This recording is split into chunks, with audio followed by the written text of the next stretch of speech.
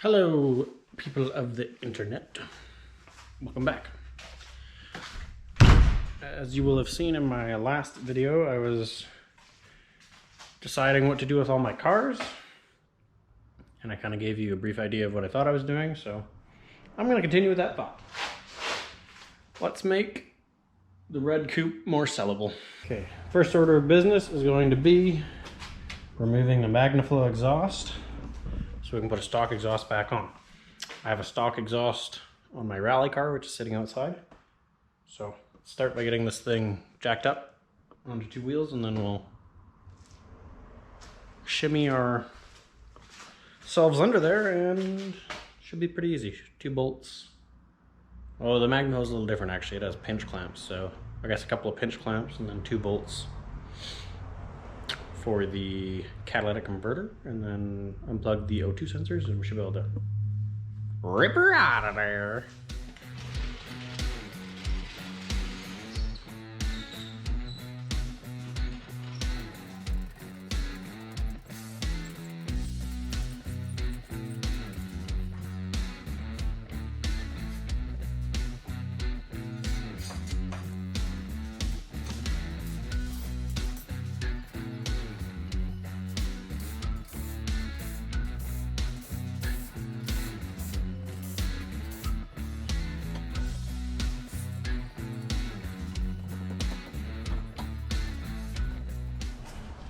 Okay, so we're gonna have our 1 pinch clamp right here.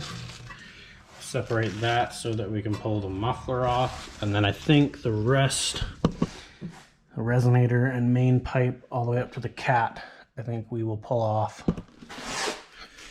all in one go. We'll just, yeah, that's just what we're gonna do. I'm not gonna film that. It's gonna be dark and cramped and sketchy under there, so see you guys in a sec when the exhaust is off. Update, I got the axle back out with these slip style joints. Even when you loosen off the clamp, they're a bit of a fight. You gotta wiggle, wiggle, wiggle, wiggle, wiggle, wiggle, wiggle, wiggle, wiggle, wiggle, wiggle, and then they come off. I got the catalytic converter unbolted at the stock exhaust manifold, and the front O2 is unhooked. But I remembered when I went to unhook the rear O2 that it's actually plugged in inside the car. So right now, Jackie and I are pulling out the center console. Just watch your nose, Jackie. Pulling out that center console so that I can unplug that O2, fish it out of the car, and then it'll just be a matter of taking the hangers off and the whole exhaust system will drop out. Got it? Good.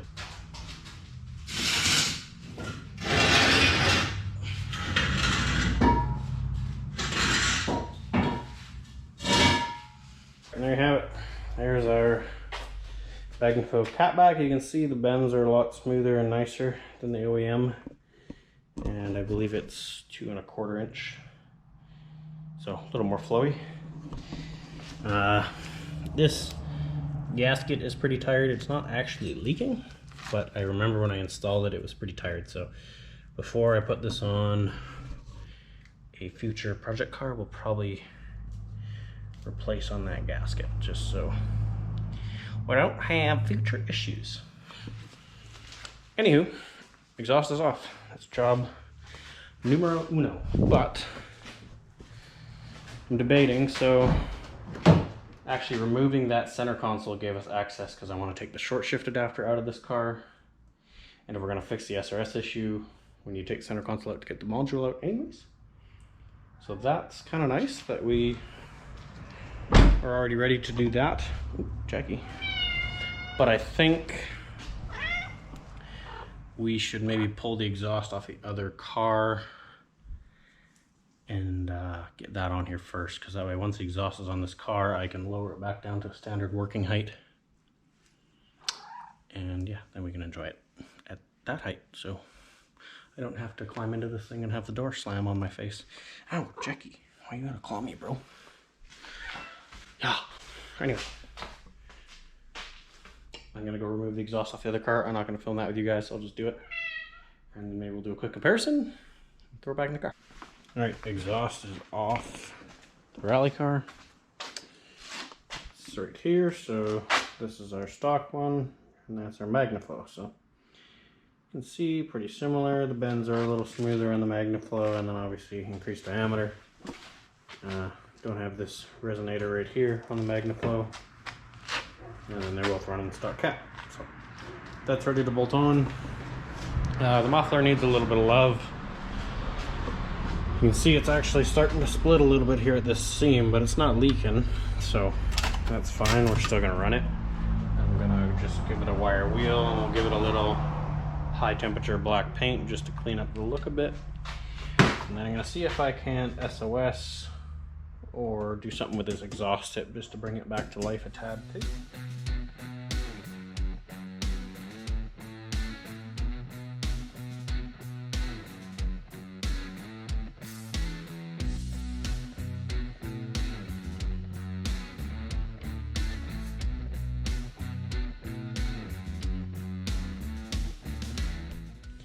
All right, we've got a quick polish with some SOS can do. That looks way better, much more fresh. So now we'll just give this a quick wire wheel and smack it with some black paint.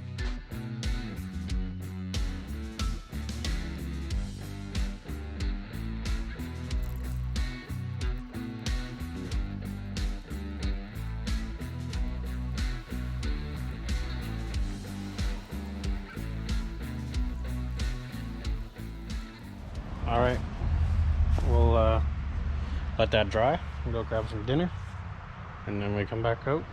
Should be good enough to throw in the car. All right, we seem to have traveled through time and space. It's the next day. I don't remember if I showed you the muffle later, but there she is. She's looking a lot sharper. I just put some oil inside that hanger, which makes it easier to slide on by hand if you don't have any type of pinch tool. So we can finally install it.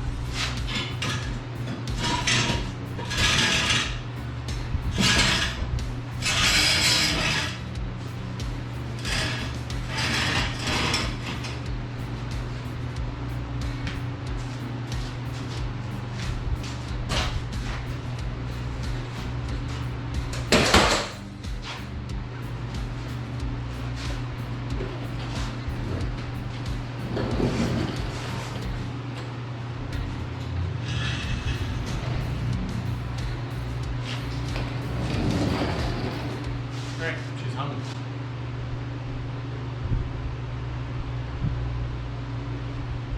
I just gotta put bolts in now and hook up the O2s.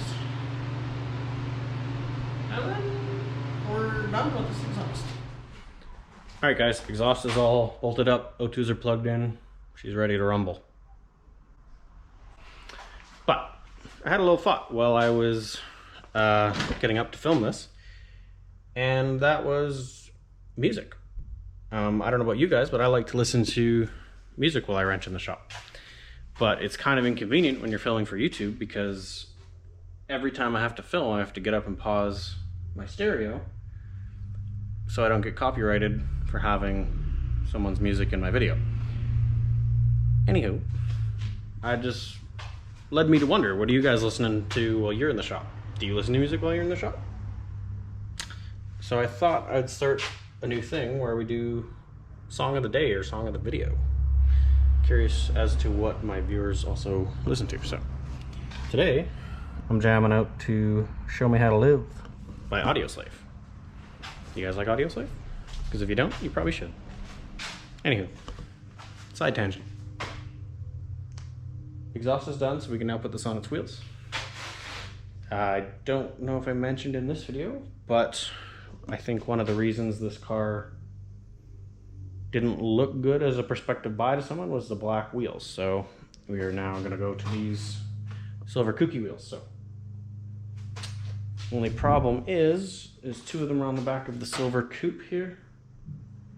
So I'm going to have to jack that up and do some musical wheel chairs, as the saying goes. So yeah, I'm going to mess about with that and we'll get the wheels on this thing so we can get it on the ground. And then we can kind of move on to checking other things off the list. All right, we've got the kooky wheels on with the winter tires, and that looks much sharper. I'm just gonna sit you guys out back. Let's do a quick little cold start just for shits and gigs to hear the volume exhaust, make sure it's not leaking.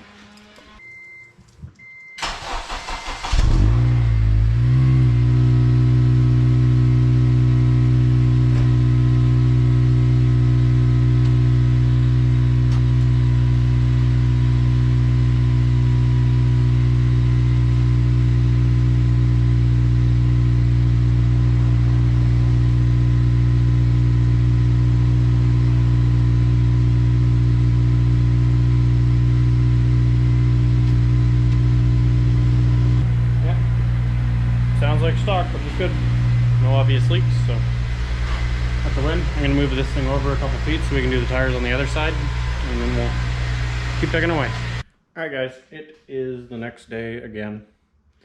With my bad back, I can only spend so much time working on the car. So yesterday off camera, I went and pulled the SRS module out of Allen, the other silver FG2. And then I unbolted the seats in both, had them all set up, and because I didn't want to mess up my back, I got my buddy to come over. So shout out to Adam for helping me out. He packed this seat over here, put it in there for me, and then vice versa, the one from this car back to the silver car. So we just got to get that seat bolted down, plugged in, headrest on, get the SRS module plugged in, and then if I cross all of my fingers and toes, that should fix our SRS issue. But knowing my luck, it probably won't.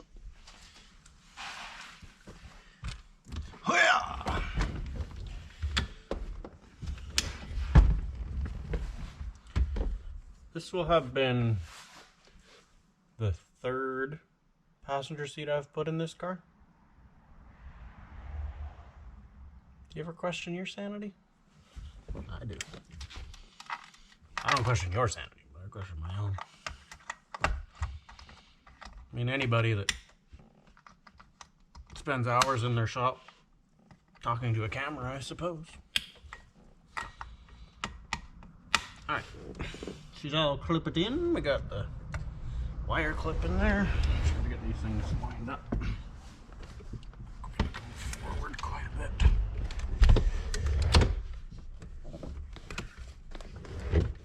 Go. Oh, another thing of important note, especially on a coupe, I don't know that it's the same on a sedan offhandedly, but the seatbelt bolt actually goes into the seat, not into the chassis. And once the seat's bolted in, it's a royal pain in the you-know-what to thread that in. And I almost always forget it, and then I get very angry, so do as I say, not as I do. You want to tip it up like a so, and then thread it in. And trust me, your life will be better than what I don't know.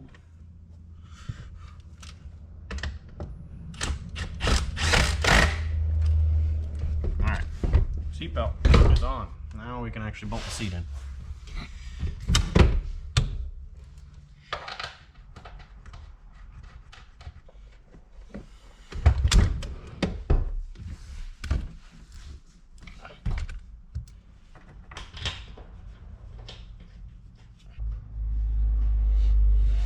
So I like to thread all 4 bolts in loosely first so that nothing is misaligned, and then I always tighten the front first.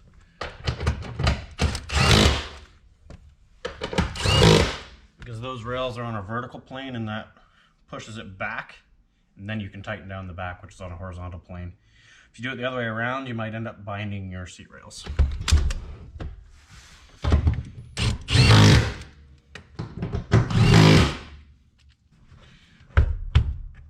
And then don't forget your plastic rail condoms. Don't want your rails getting no bad diseases. Rest your head. Wrong button. Here we go. Oh. Put the back floor mat back where it's supposed to go.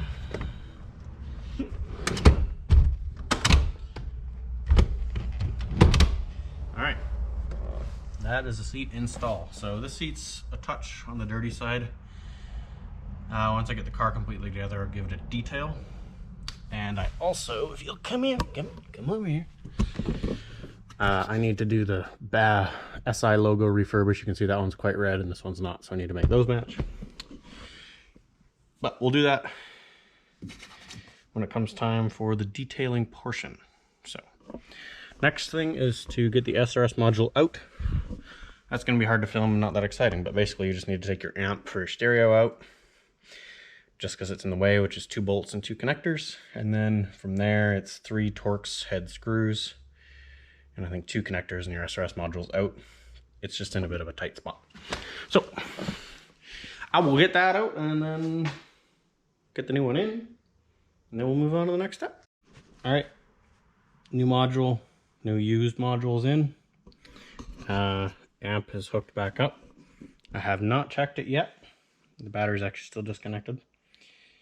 We'll do that in a few minutes. I've got one little thing we're going to do in here first, and then we'll test the module, and then you'll get to see either my sheer disappointment or my sheer excitement. So that'll be fun.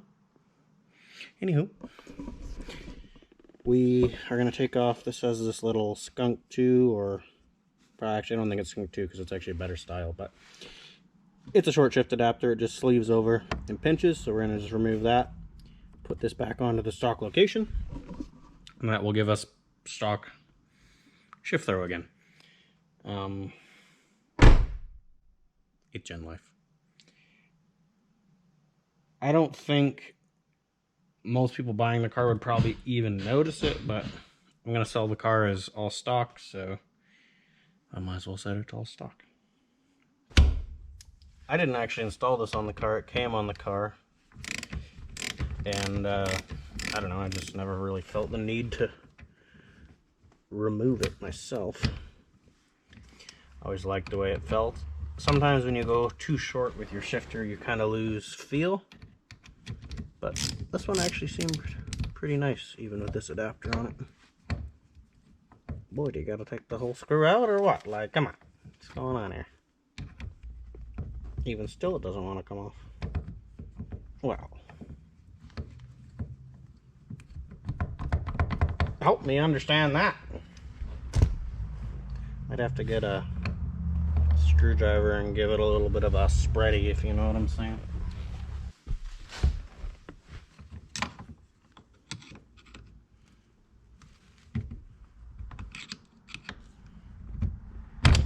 Yeah, it's a tight fit, that little guy.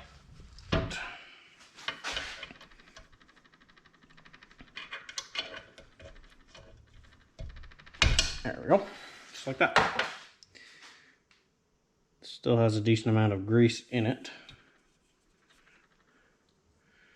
So I just gotta go pop it back on the car. Oh, it's a tight fit. It'll pop on easier than that. Fucking door.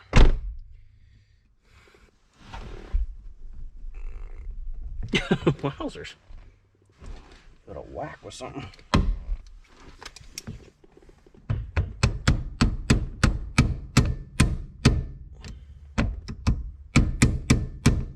There we go. Just needed a little bit of strength. I had to put my purse down so you can see that's on there. Pop that back up. That goes in there. Put your spring clips back in. Boom. There we have it. Stock exhaust throw. Alright, I'm going to throw the center console back in this thing real zippy like. Might give the seats a vacuum here in between the center console because you can't normally reach that area. Just to, you know, when in Rome. And then we'll get to the SRS reveal. Let's see if it's going to be good or not.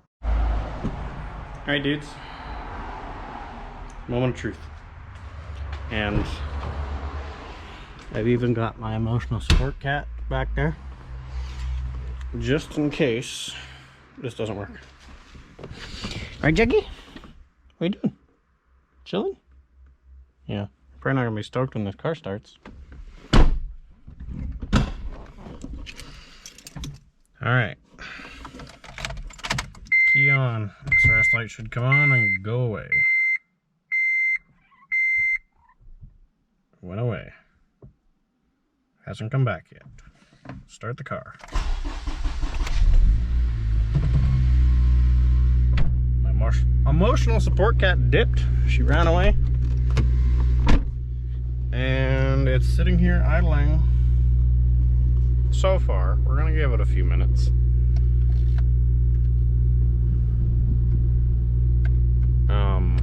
Sorry, let's turn on the heater.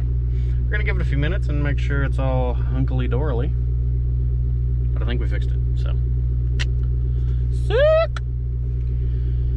Barring that, the next thing I want to do is when I installed this engine, I installed a block heater bung inside the block, but I have not plugged in and ran the wiring. I still have it. So I'd like to plug that in and run it to the front of the car, because being Canada, and whoever's gonna buy this will probably winter drive it, so they would like a block heater, I'm sure. So we'll hook that up and get that working. What else did I... Oh, there's one thing I did off camera, actually. As some of you may know, I used to have a 10th Gen SI, and I kept the trunk liner from it. I had an OEM Honda trunk liner, and I was gonna try to sell it, and then I don't know, I just got lazy. I hate selling things because people are ridiculous, so it just kind of sat around forever. And I was thinking, hey, I wonder if it would fit in the back of an 8th Gen. So, to answer the question, yeah, kind of. If it's good enough that it ain't going anywhere, and it's functional. You can see like it doesn't fit up perfectly right there, and it lifts a little bit in the corners right here, but not bad. So gets it out of my way because I've been storing it for 2 years now for no reason, and whoever buys the car has a trunk liner, so win-win. Anyways, I'm gonna let this thing idle for a bit, make sure everything's happy with it, and then probably do that block heater. I also gotta put the rally car away, and the rally car has no exhaust. It's open header right now, so maybe we'll do a cold start on the rally car and go park it while we're waiting for this thing to warm up. Yeah. This thing locked.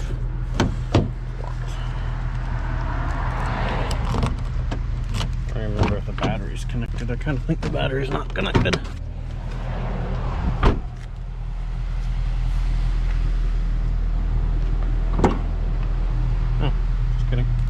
I connected it. Alright.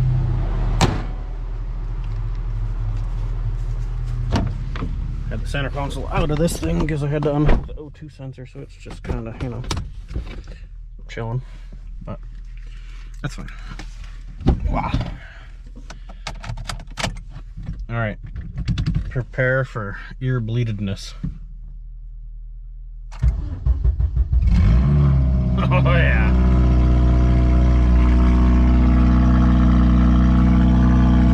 Sounds awful. Also got to check engine light because no O2 sensors, but we're just moving it from the driveway to the backyard, so it's out of my way now that we got the exhaust off. Okay, bye. It stinks in here. There's exhaust coming up my hole.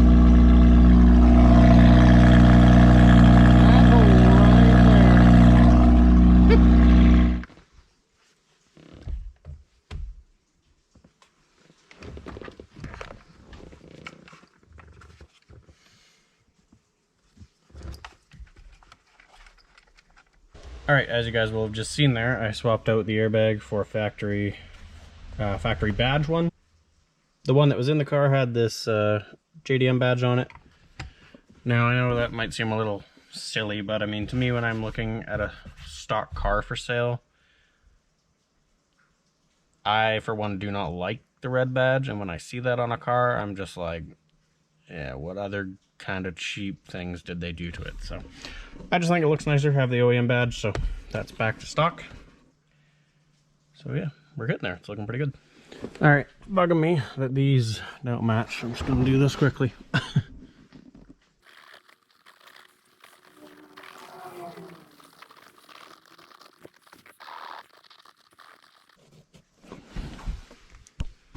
All right, that looks way better. So I still have to detail the interior, but just doing that little badge, satisfying because now you can look at it.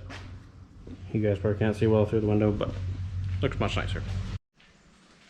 Okay, so I had to jack up the car to get the block heater installed. It's just kind of an awkward place to reach, so jacked it up, reached under there, plugged it in, and I'll just show you guys how I routed it.